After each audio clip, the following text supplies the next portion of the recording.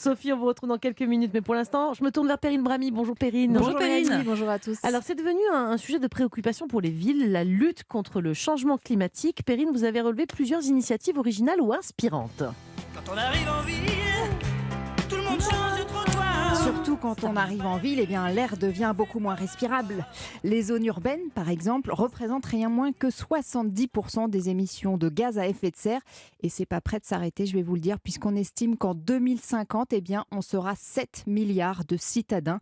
Ces émissions vont donc tout simplement exploser. C'est pour ça qu'il y a vraiment urgence à décarboner l'air de nos villes. Et qu'est-ce qu'elles peuvent faire, ces communes, justement, pour contrer les effets du changement climatique ? Il y a des sources d'inspiration ou... Oui, il y a plein d'idées innovantes, petites et grandes, qui viennent de l'étranger, du côté des États-Unis.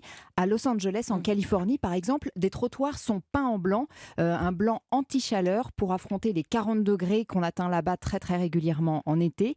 Dans le même esprit, la ville de San Francisco oblige tous les nouveaux bâtiments qui ont des toits plats et aussi les rénovations à se couvrir d'un toit clair. Le but, bien sûr, c'est de renvoyer une grande partie du rayonnement et donc de la chaleur. Il y a une autre initiative inspirante que j'ai trouvée du côté d'Amsterdam, aux Pays-Bas, cette fois. Si je vous dis que l'idée, c'était de parier sur l'une des forces de la ville, vous pensez à quoi, Amsterdam ? Les Les prostituées, je sais pas. non. Et la drogue Les coffee shops non plus, non. Le vélo, bien évidemment, parce qu'en fait, chaque jour, les habitants d'Amsterdam pédalent plus de 2 millions de kilomètres. Donc, il y avait un truc à faire. L'idée, ça a été donc d'équiper une flotte de vélos avec des roues un peu spéciales qui sont capables de stocker l'énergie produite par chaque coup de pédale. Cette énergie va être ensuite réinjectée dans le système électrique de la ville quand le vélo est garé dans l'un des parkings qui est spécialement dédié pour ça. Le système s'appelle S-Park. Il est en phase de test et permet tout simplement d'éclairer les rues pour l'instant. Bon, c'est super, ce qui se passe à l'étranger, Perrine, mais est-ce qu'en France aussi, on a de la suite dans les idées ? Oui, alors à commencer par des solutions pour lutter contre la sécheresse, parce qu'on sait que cette année encore, ça va arriver encore plus tôt que l'année d'avant. Donc c'est vraiment un des impacts les plus attendus du changement climatique. D'ailleurs, la ville de Lyon, qui est en première ligne, parce que là-bas il fait très chaud et souvent aussi très sec, la ville de Lyon a pris le problème à bras-le-corps il y a quelques années déjà et vient de passer la seconde pour désimperméabiliser les sols. C'est dur à dire. Je sais, désimperméabiliser, c'est un peu un gros mot. Ouais.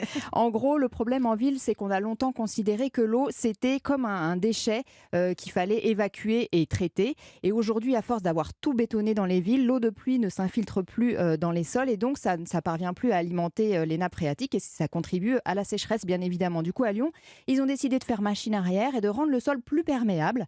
Dans l'une des rues du centre-ville, par exemple, la rue Garibaldi, d'anciens tunnels pour les voitures ont été comblés et transformés en réservoirs géants qui vont récupérer l'eau de pluie quand elle tombe, une eau qui va être ensuite utilisée pour le nettoyage urbain, par exemple. Il y a aussi de gros enjeux, Perrine, pour les villes sur nos déplacements. Et à Strasbourg, le problème est particulièrement préoccupant puisque la ville se situe dans une sorte de fossé un peu coincé entre deux montagnes, les Vosges et la Forêt-Noire. Du coup, les gaz se retrouvent piégés et ça fait des taux, notamment de dioxyde d'azote, très très importants. Alors pour faire face à ça, il y a des conseillers mobilité qui vous reçoivent, qui vous donnent des conseils. Au cours d'un rendez-vous très très pointu, il étudie en profondeur, le conseiller, vos habitudes, vos trajets, votre famille. Et puis ensuite, il vous remet un rapport précis qui présente tous les modes de déplacement alternatifs, leurs coûts, mais aussi et surtout les aides financières que vous pouvez obtenir et le gain de CO2 émis que vous allez éviter. L'an dernier, il y a 2000 personnes qui ont bénéficié de ces conseils et environ la moitié est passée à l'action. Je ne savais même pas que ça existait, ce métier de conseiller mobilité, c'est super. Une dernière idée inspirante, Perrine, peut-être. Alors, elle concerne les déchets et on le sait en ce moment, on le voit avec la grève à Paris, c'est très très important.